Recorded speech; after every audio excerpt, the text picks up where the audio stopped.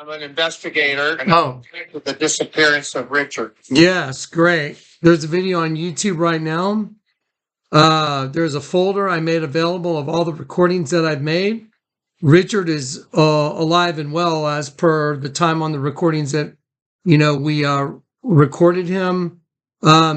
He told us I'm here with Zach and I'm here with Corey, who are also sitting here during all these conversations. He said he was kidnapped by Jeff Pesca. He said Jeff Pesca duct taped him, put a sock in his mouth, blindfolded him, drove him, 3 hours, he said? 3 hours out, yep. Drove him 3 hours. Richard said he was able to get out of his truck and run for it, get out of his restraints. And he's in Sacramento, right? He said he's in, anyway, so he said he's in Sacramento. And I sent him some money because he didn't have any money. I sent him money through PayPal so he could go get some food and water and that type thing. He told me that Jeff Pesca had taken his ID and his credit cards and had, pretty much just hauled him off out of his own place. And I recorded everything. I called up Jeff Pesca and I pressed him. I said, what the hell is going on here? And he said, oh, well, God told me to do it. I'm like, okay, this guy's a complete lunatic. So I've been trying to get a hold of you guys since, a couple days. I've been calling, leaving message for the number I had Jeff admitted doing these things. Yeah, Jeff. Yeah, I have audio recordings that are in the public domain right now under the video that we're watching right now. I am watching the video I just put out, and I made the folder available to everybody because I'm trying to get Richard Montbleu in safely. And supposedly Jeff's still at that same address. If Richard's in Stacto, where is he? Well, where's Jeff? Yeah, Jeff. Well, apparently Jeff Pesca, the guy that's committing the crime, is over at Richard's house. Maybe someone should go pick him up and ask him some questions. Richard is very scared because he said his family obviously thinks he's gone off the deep end. I know he's having some emotional problems. I know he's going through a divorce. And I've come to find out a lot of information that is just not adding up. And Richard's very scared to come into his family because apparently he's lost trust in them through the divorce, and his sisters, they seem very hostile towards me as well. And he just doesn't feel comfortable. And I said, well, let me see what we can do to find a way to bring you in safely. Is there a way? Who has contact with Richard? Do you have contact? Well, he's called us several times. What we've done in order to get in touch with him is we ended up with an email for him. And if you go look at the YouTube channel I have, every time something happens, I post a video to try and, help resolve the situation because it looks like people were trying to tie me to it. And I'm enough's enough. He knows the bad guy's locked up. Do you have a phone number for Richard that he answers? I do have a phone number for Richard that he answers, but he said he doesn't want me to give it to anybody because you're implicated in this. So if I were you, I would give it up to me. Okay, well, to clear your name. Yeah, well, why do you think I'm doing all these videos? Why do you think I'm sending you guys all these recordings of Jeff Pesca, this lunatic that's at his house and taking over? I have audio recordings of Richard Montbleu saying that he was taken by Jeff Pesca, tied up.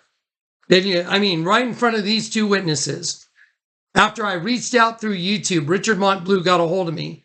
And so, yeah. Richard's fine. Go get the bad guy. So when did you talk to Richard last? About noon today. Around noon today. Noon today? Yes, sir. And I'm sorry. I'm just, it's been quite an ordeal. I'm a little bit pissed off with all this nonsense that I've been dealing. No kidding. Yeah. Can you give me the number to Richard? Let me see if I can contact him. Okay, so I'll protect him. Okay.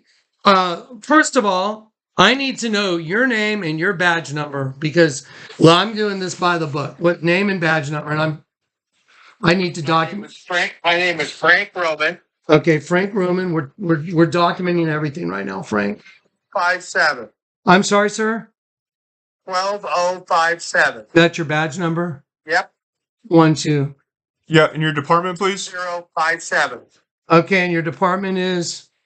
I'm a private investigator. Well, wait. So you're a private investigator, Okay, you're a private investigator, right?